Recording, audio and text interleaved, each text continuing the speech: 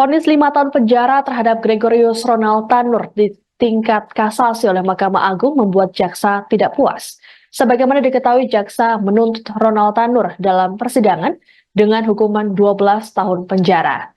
Kepala Kejaksaan Tinggi Jawa Timur Mia Amiati dalam keterangan pers pada Minggu 27 Oktober mengatakan pihaknya kecewa dengan vonis tersebut. Rencananya, jika ada temuan baru, Kejaksaan akan mengajukan peninjauan kembali.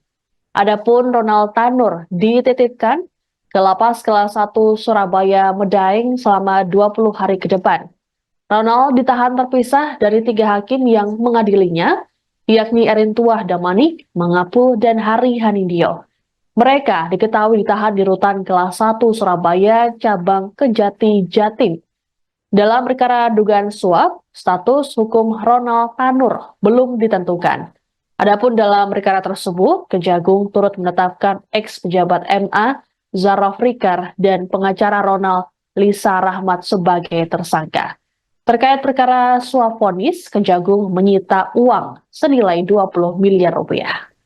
Download Tribun X sekarang, menghadirkan lokal menjadi Indonesia.